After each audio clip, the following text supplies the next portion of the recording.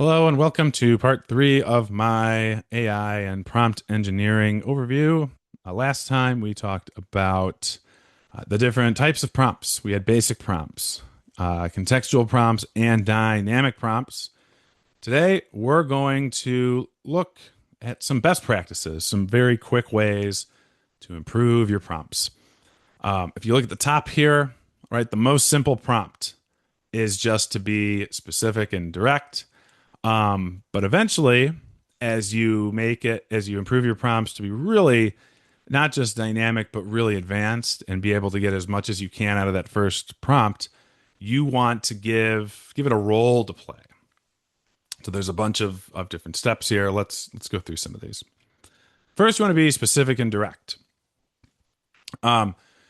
What's not specific and direct? Like here, well, each of these is going to have an example, a bad example, which starts with the red, and a good example, which will appear on the right side in green. Right, so start.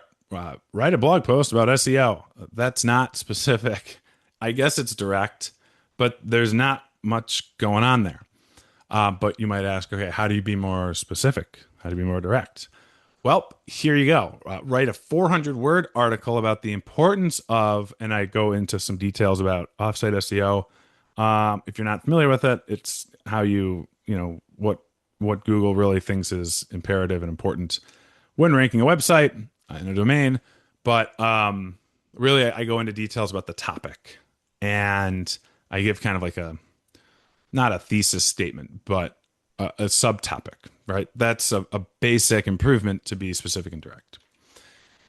Now, also, you need to make one request at a time. You might think this is an obvious one, but I have seen this a lot where people try, especially now, people think that AI is more advanced than it is, and they are often told like, "Oh, you need to automate this. You need to you need to make AI do more. Like you're being too simplistic about it." Well, you don't want to be too advanced either. You don't want to be too convoluted, if you will. So here, the you'll see here, it's the request, the prompt is one asking to write ad copy for Google, which is paid search, like a search ad, then a paid social campaign ad. Those are fundamentally different things. Then a 30-second commercial script for YouTube. It's not asking to create the video, but it's asking for a script to accompany a video to run on YouTube. So you're asking AI in one fell swoop to create 3 different assets for an ad, and we didn't even provide any other details about the company. I guess the assumption is that there's got to be more coming, but that in itself is a very it's just way too much. It's a very I wouldn't even call it sophisticated, but it's a very messy prompt. Really, what you need to do is we need to start simple. First, hey, all right, we're going to do an omni-channel advertising campaign across these 3 platforms. Let's start with paid search, and then you want to put the details in there. I won't go into all the details, but that way you are letting in AI about the details that you're doing 3 different channels, so it can provide you some recommendations, but also it's not going to be creating your paid search or paid social campaign for you in a vacuum. It's not just creating it standalone. It knows that there's going to be different avenues that you're going to be utilizing for your advertising. Next, you want to share your desired output format. I find that if you don't give a desired output format and you don't tell AI up front what you want it to provide, it's always going to give you the same output. Take blog posts, for example, or an article of any sort. If you don't start specifying and getting it off of its default format, it's just going to give you a classic intro sentence, a bulleted list, then another paragraph. It's going to give you it's going to sound very repetitive, and it's going to sound very much like AI. And what you need to do is you need to get off that. You don't want it. I mean, to this day, I have never had AI actually provide me an output that I have used 100%. I always change it. I probably always will, just because my background is in writing, so I don't by default really like what it writes, but it's getting better. It's gone from like 5% useful to like 65% useful. And you'll see here, I used to say exactly this: create a list of the top social media blogs ranked by website traffic. There's no output. So I need a list instead of the top 10 social media blogs ranked by monthly website traffic. Include the following information, right? I want the blog title. I want the blog URL. I want the monthly traffic. I want the domain authority, which again, if you're an SEO, you're familiar with what that means, but it's like how strong the website's domain is based on a variety of factors to Google. Right now, I'm giving the output format. It's not just a list. A list, I guess it's an output format, but what does that mean? Here, I'm going to make sure that in the green, I'm going to make sure that the list has all of that. All right, now we have context or examples. Right, me a LinkedIn post about how Threads will overtake X/Twitter as the preeminent microblogging social network. It's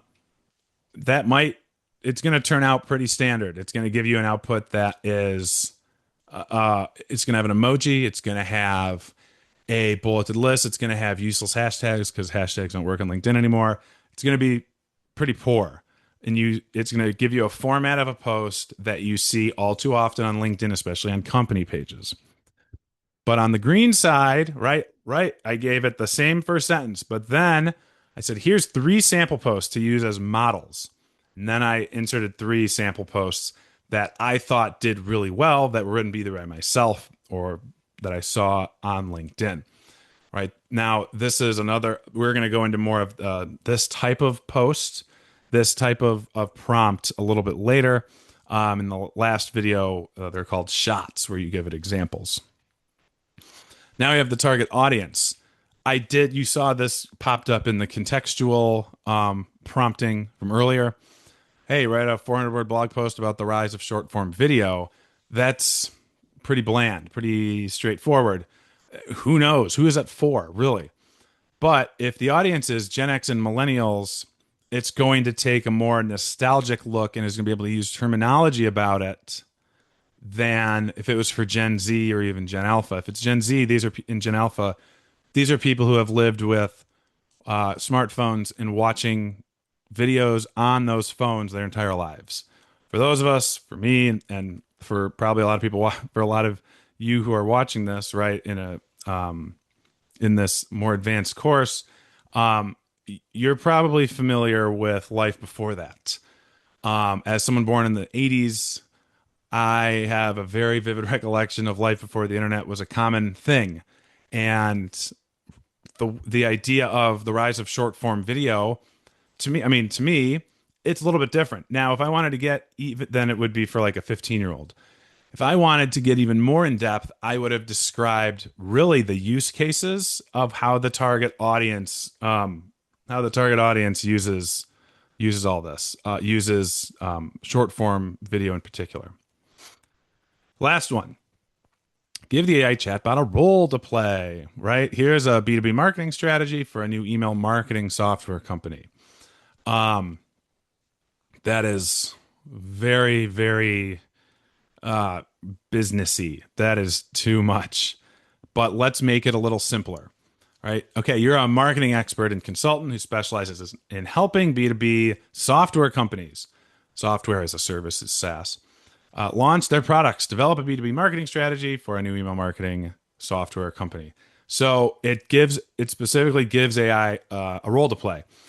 In this one in particular, you can and should add a lot of the other elements that we have discussed up to this point. But again, for example's sake, I just wanted to share the role that AI is supposed to play here. So yeah, that's where we are. Those are some quick best practices.